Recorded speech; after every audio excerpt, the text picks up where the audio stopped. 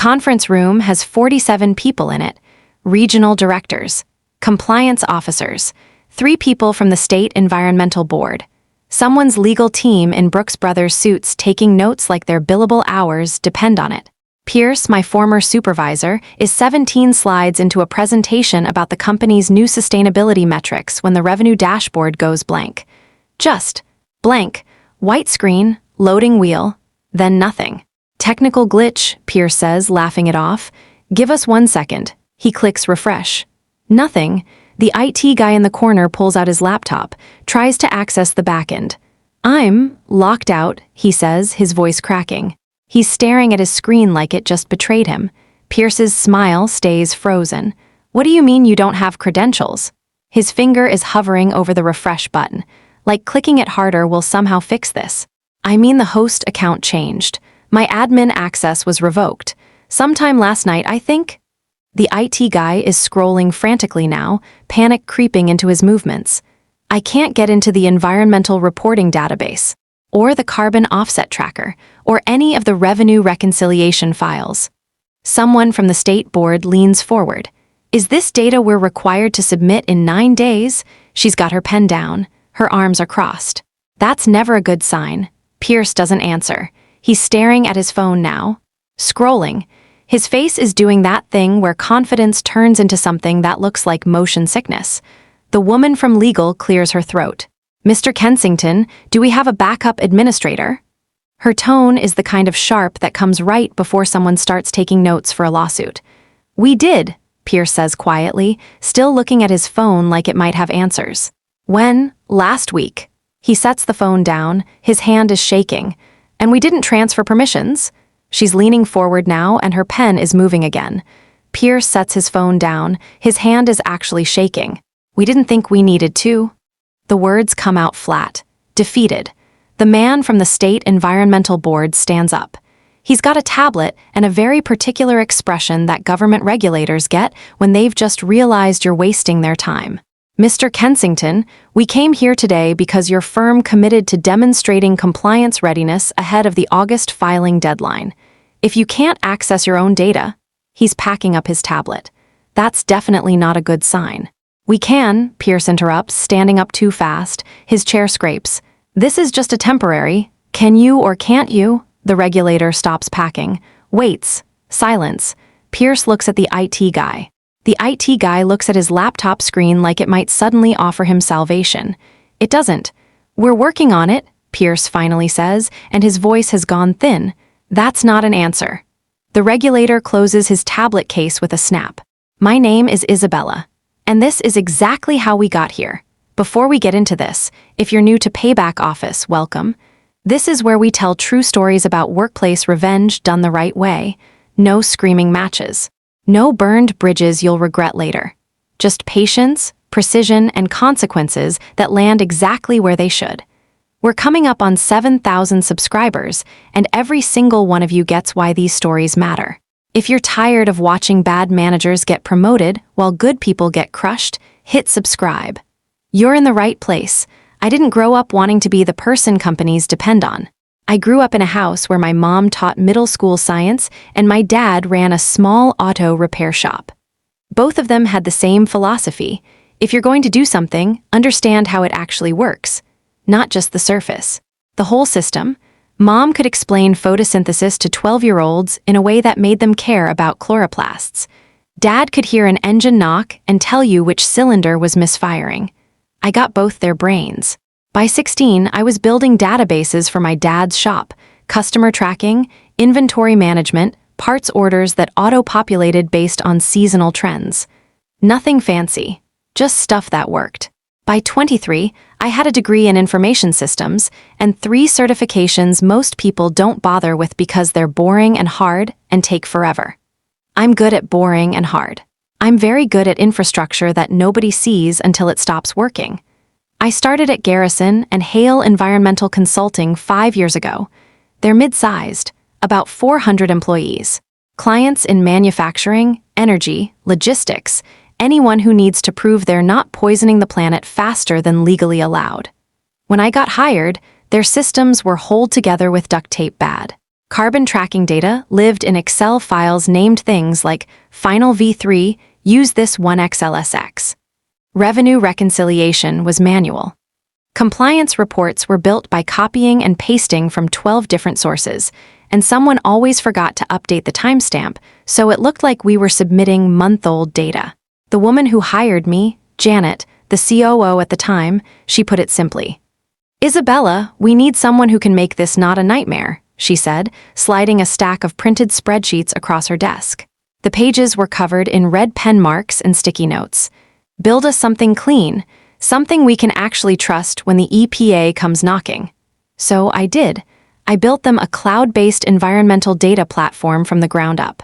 Custom architecture, real-time carbon offset tracking, automated compliance report generation, revenue reconciliation that pulled from every client account simultaneously and flagged discrepancies before they became problems. I didn't just use off-the-shelf software. I licensed server infrastructure under my own vendor account because Garrison and Hale didn't have a vendor account that could handle what I was building. I set up the hosting. I configured the security. I wrote half the integration scripts myself. It took 2 years, and when it was done, it saved them 18 hours a week in manual reporting. It cut compliance errors by 92%. It made us look like a company 3 times our size when we pitched new clients. Janet knew exactly what it was worth. "This is the backbone of our operation now," she told me once in a quarterly review. She was looking at the performance metrics I'd pulled up on her screen. "You know that, right?" I did, and she made sure I was paid accordingly. Not rich, but fairly. Respected. I remember the day we landed the Apex Industrial contract. $40 million client. The pitch meeting came down to one question from their VP of operations. "How do you ensure real-time compliance across multiple facilities in different states?" He was leaning back in his chair, arms crossed. The kind of posture that says, "Impress me?" Our sales director, Paul, looked at me, nodded. I pulled up the dashboard on the screen, live data, color-coded, automated alerts for every facility they'd mentioned. "Like this," I said, and clicked through 3 different sites in real time. Carbon emissions, water usage, waste management, all updating live. The VP sat forward, his arms uncrossed. We had the contract in a week. Janet sent me a bottle of wine with a note. "This company runs on what you built. Don't ever forget that." I didn't. Then Janet retired, and Pierce Kensington took her job. Here's the thing most people don't understand about infrastructure. When you build something custom, when you license the hosting, configure the cloud environment, set up the vendor agreements under your own business credentials, because the company you work for doesn't have the technical capacity, you're not just an employee anymore. You're a contractor. The platform I built, it lived on server space I leased, under my LLC. Garrison and Hale paid me a monthly stipend to cover it, but the account access, the administrative control, the root permissions, those were mine. Legally, completely. Was that unusual? A little. Was it necessary? Absolutely. When I started, Garrison and Hale didn't even have a dedicated IT budget line. They couldn't have set up a vendor account if they wanted to, so I did it. And over time, it just stayed that way. No one ever questioned it. Janet understood it. She'd signed off on the structure. She knew I wasn't going to hold anything hostage. I wasn't that person. But she also knew that if I ever left, there'd be a transition process. A real one. Pierce never asked about any of that. Pierce Kensington started on a Tuesday in March. He had an MBA from somewhere expensive, a Patagonia vest he wore like armor, and a very strong opinion about optimizing operational efficiency. In his first all-hands meeting, he used the word synergy 4 times. I should have known right then. He didn't want to hear about how things worked. He wanted to hear how things could work if we just leaned into our competitive advantages and right-sized our resource allocation. That's corporate speak for I'm going to cut budgets and call it strategy. 2 weeks in, he called me into his office. "Isabella, let's talk about your role here." He gestured to the chair across from his desk without looking up from his computer. I sat down. "Sure." He had a printed spreadsheet in front of him. I could see my name highlighted in yellow. "You're expensive," he said, finally looking at me, not unkindly, like he was presenting a fact, a problem to solve. Your salary, the vendor stipend, the infrastructure costs, you're one of the top 5 budget line items in this department. I run the systems that generate the compliance reports, I said, keeping my voice even. And the revenue tracking, and the client environmental dashboards, it's not a small job. Right, but here's my question. He leaned back in his chair, steepled his fingers like he was about to reveal some great wisdom. Do we actually need someone at your level to maintain this, or could we bring in a part-time contractor, maybe offshore some of the monitoring? I blinked, stared at him for a second to see if he was joking. He wasn't.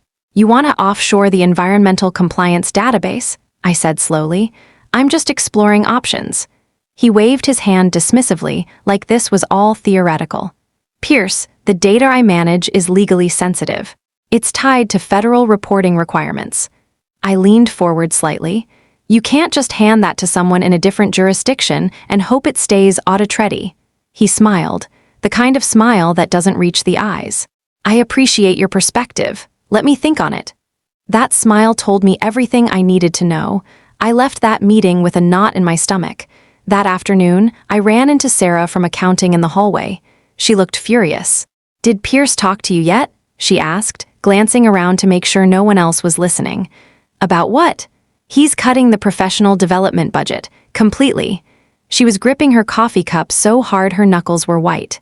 I had a certification course approved 3 months ago. Janet signed off on it. He just canceled it. He can do that?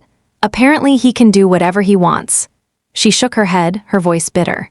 He told me if I want the certification, I can pay for it myself and invest in my own growth.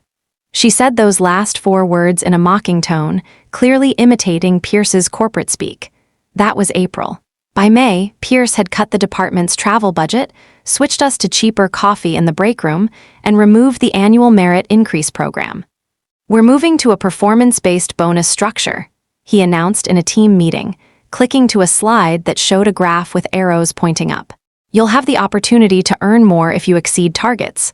Someone in the back, David from Analytics, raised his hand. What are the targets? Still being finalized, Pierce said, not missing a beat. He smiled and moved to the next slide. They never were finalized. By June, people started leaving. First Sarah, then 2 people from the client services team, then one of the senior environmental engineers who'd been there for 8 years. Every exit interview said the same thing. Pierce was bleeding the company dry while patting himself on the back for running a tight ship. And then came the parking fees. The email hit my inbox on a Thursday afternoon. Subject line, Parking Policy Update Action Required. Effective immediately, all employees utilizing reserved garage parking will be billed $12/month through payroll deduction. Failure to opt in will result in forfeiture of reserved space privileges. This adjustment aligns with our ongoing cost optimization initiatives. It was signed by Pierce. I stared at it. $12. I pulled up the finance system. The one I'd built. The one that tracked every expense, every budget line, every executive perk. Pierce's vehicle lease allowance was right there. $60,000, annual, for a car. I took a screenshot, printed it, walked to his office. He was on a call, waved me in anyway without looking up, kept talking. Yeah, no, the ROI is there. We just need to get leaner on headcount. He was leaning back in his chair, feet almost up on his desk. Completely relaxed. Exactly. He hung up, smiled at me like we were old friends. Isabella, what's up? I held up my phone with the email on the screen. You're charging us for parking now? Just reserved spots. It's pretty standard.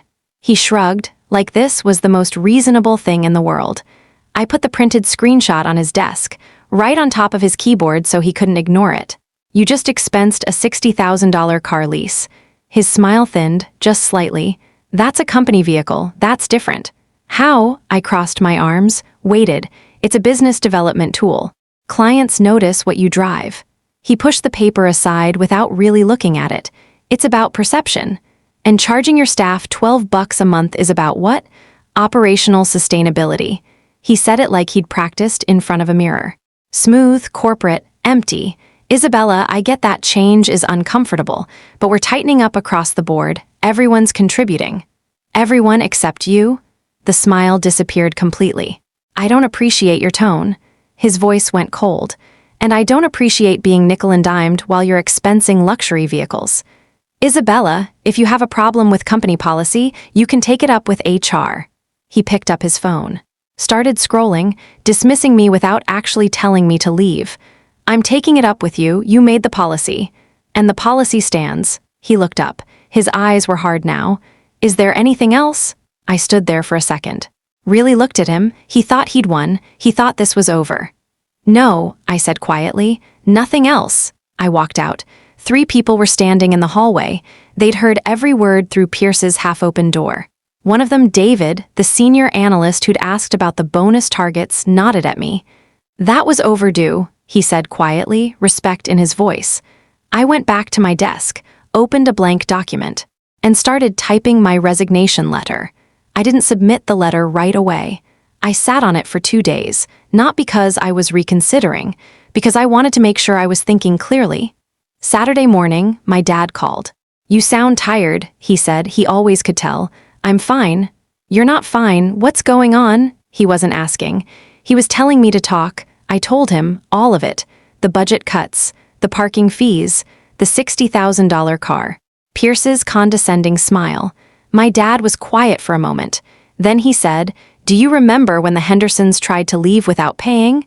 I did. It was years ago. A couple who'd brought their car in for a transmission rebuild. Expensive job. Dad did the work. When they came to pick it up, they claimed he'd never given them a quote, that the price was unfair, that they shouldn't have to pay the full amount. My dad had listened, nodded, then walked outside and pulled the battery from their car. You can pick up the battery when you pay the invoice, he'd said calmly, and walked back inside. They paid. You built something they need, my dad said now, his voice steady and sure. They just don't know they need it yet. You've been doing them a favor this whole time by making it look easy. So what do? You stop doing them favors. Simple, direct, the way my dad always was. Monday morning, I submitted my 2 weeks' notice. The resignation email went out at 8:02 a.m. By 8:13, Pierce had responded. Understood. We'll arrange an exit interview.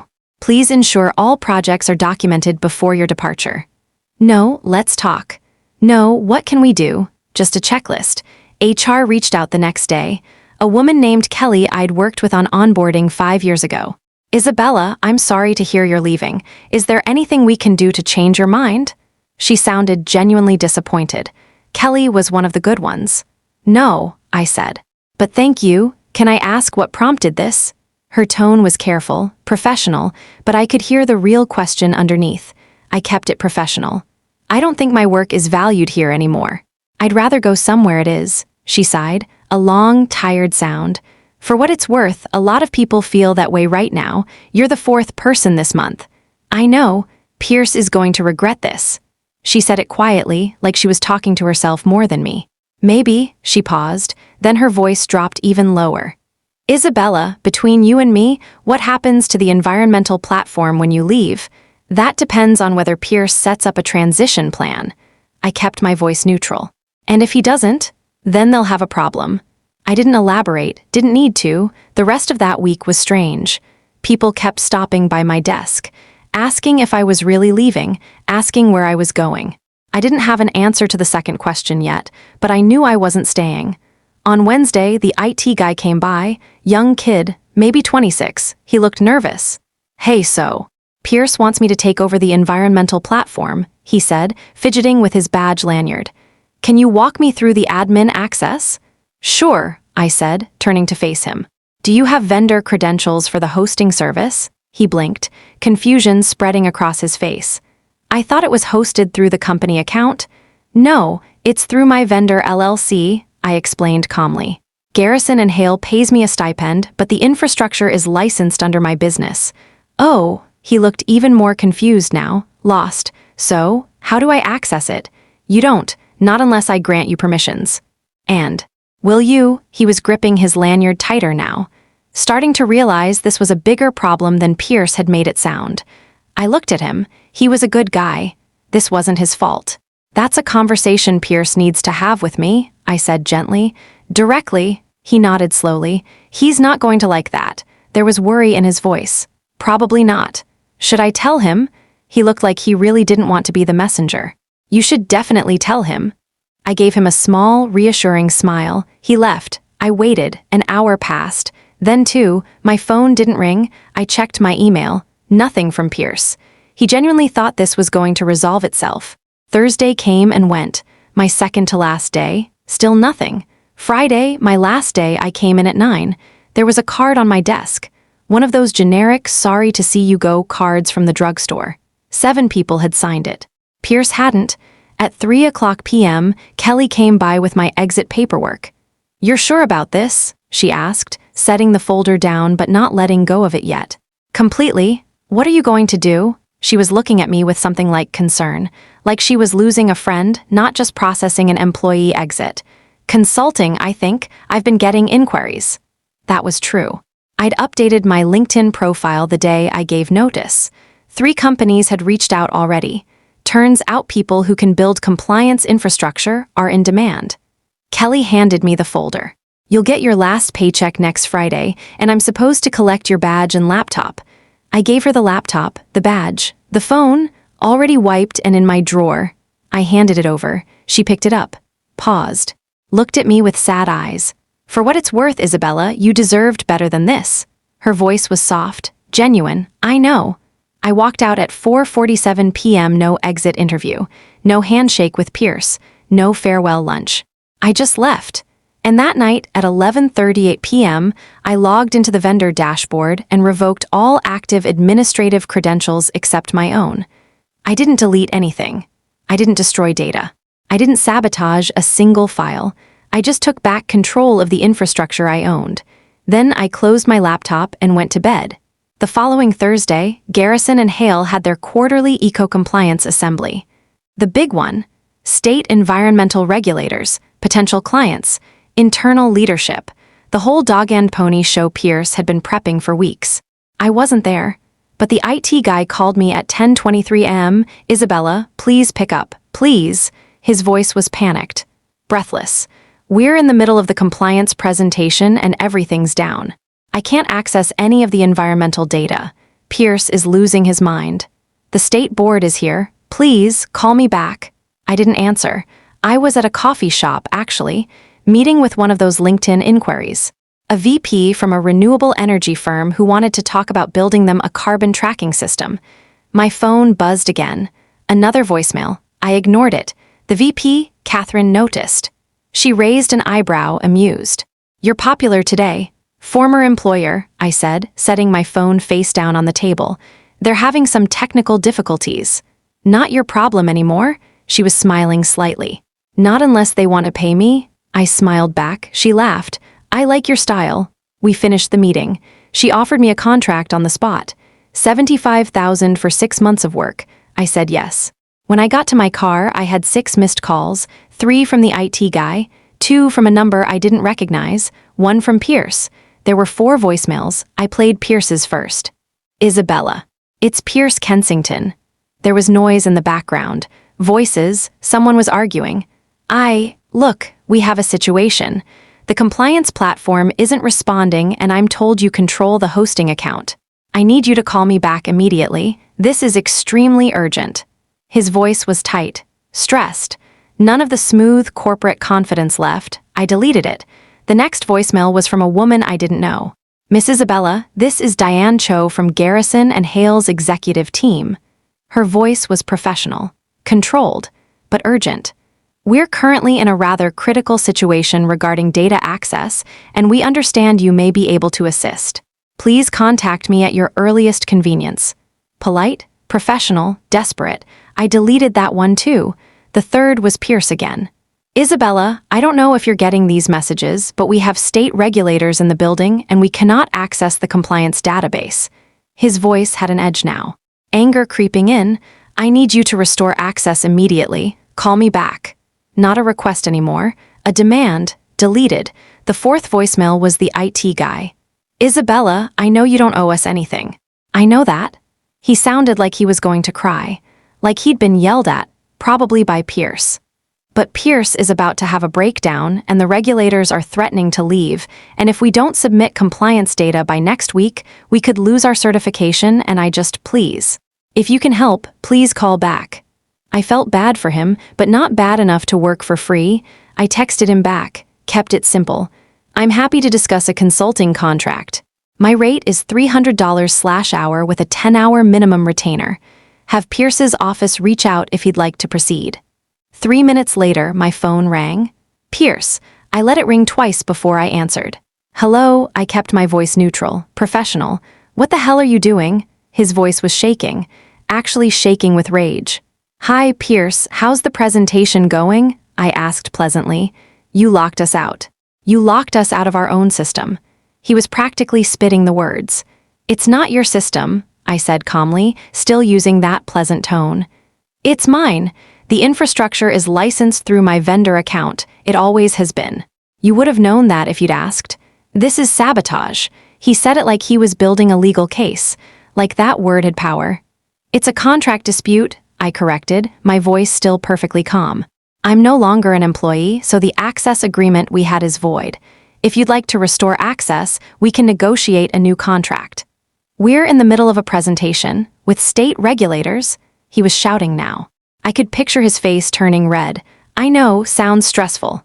I kept my tone sympathetic, deliberately so. Isabella, his voice was dangerous now. You want my help, Pierce? I interrupted, dropping the pleasant tone. All business now, silence. Then you need to hire me, properly, with a contract and payment terms and all the things you should have arranged during my 2-week notice period. You can't just hold our data hostage. He was back to shouting. I'm not holding anything hostage, I said, enunciating each word clearly. The data is completely safe, backed up, secure, but access to it requires administrative credentials that only I have. If you want those credentials transferred, we'll need a formal consulting agreement. You're insane, he said it with disgust. No, I'm a business owner, I replied evenly. And the system you've been using for 5 years, that's my product. You've been leasing it, the lease is up. I'll sue you. It was a threat, but it sounded hollow. For what? Revoking access to my own infrastructure? I almost laughed. Good luck. I have the original vendor agreement, signed by Janet. It's airtight.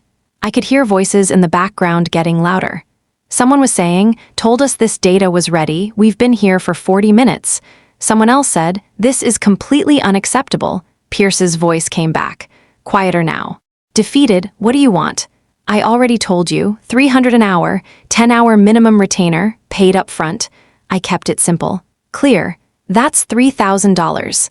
Like he was testing whether I understood basic math. Correct. For what? He sounded genuinely baffled.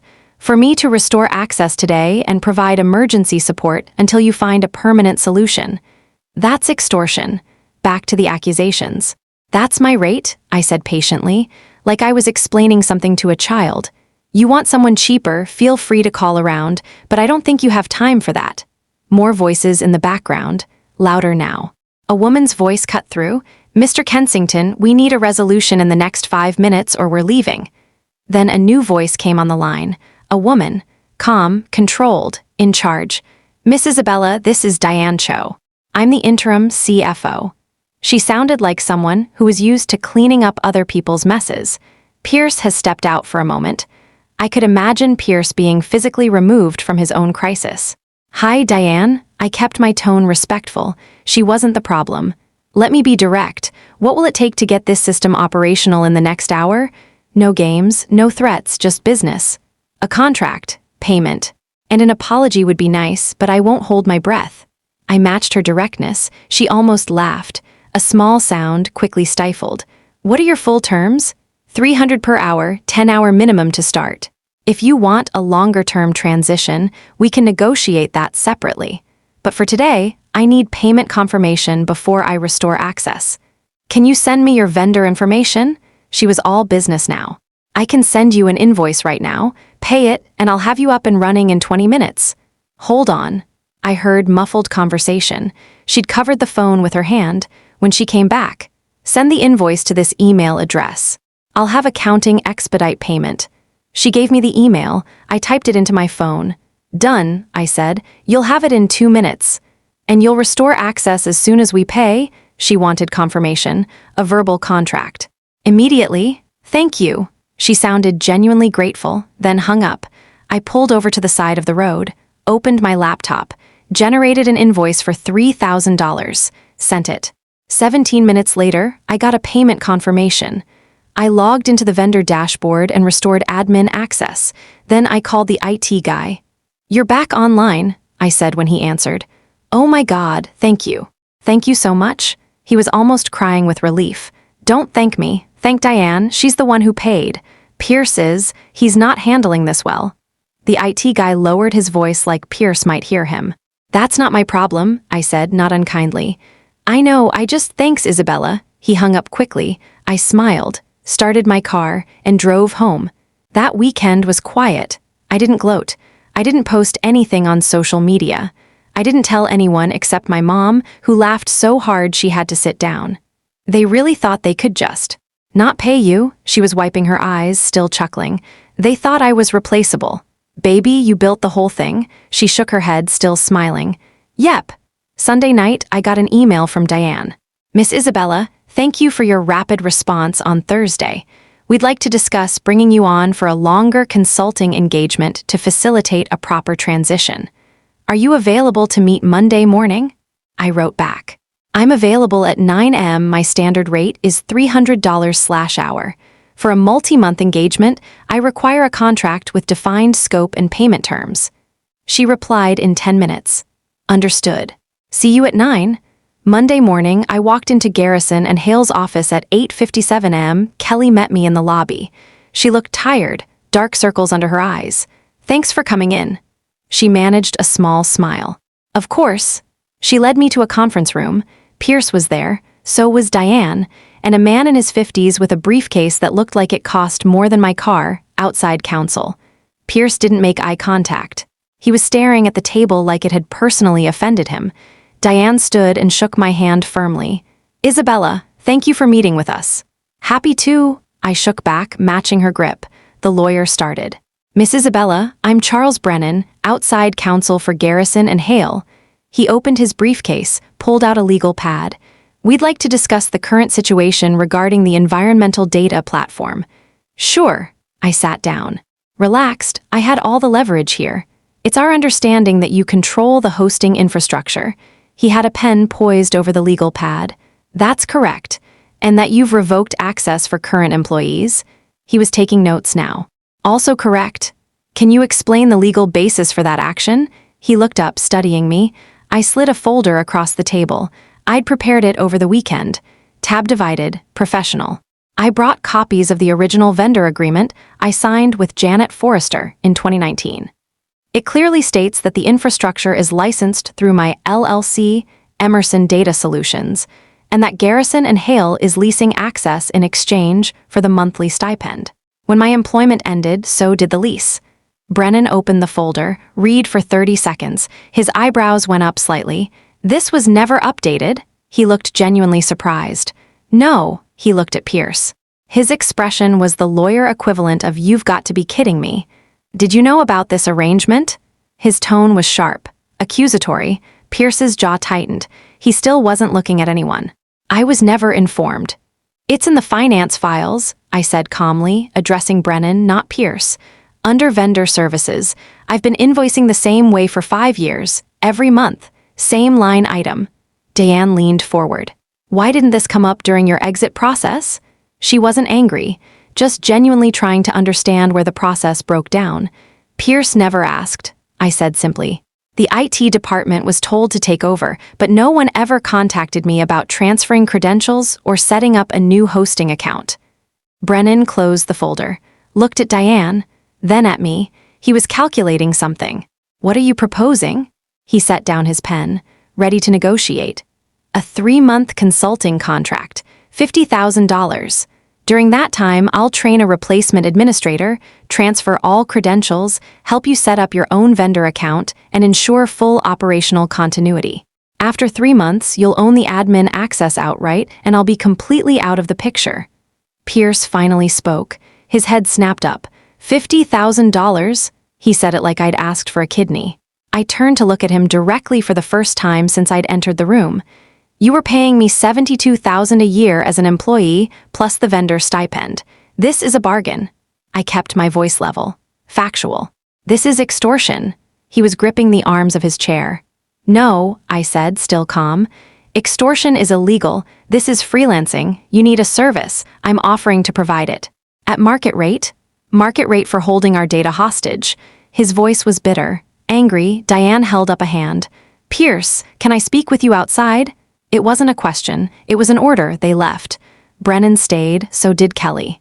The lawyer looked at me with something that might have been respect, maybe amusement. You planned this, he said, not accusatory, almost admiring. I prepared for it, I corrected. There's a difference. Most people don't set up infrastructure under their own business entity.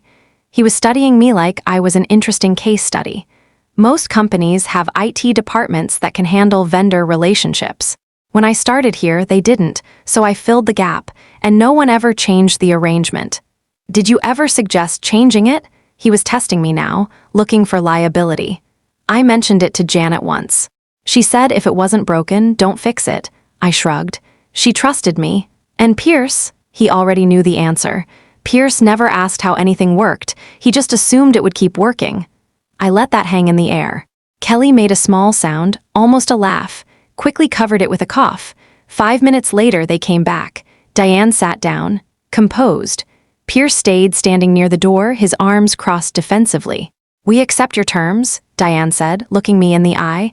50,000 for 3 months, but we need a few conditions. I'm listening. I folded my hands on the table. We need the system operational and stable immediately.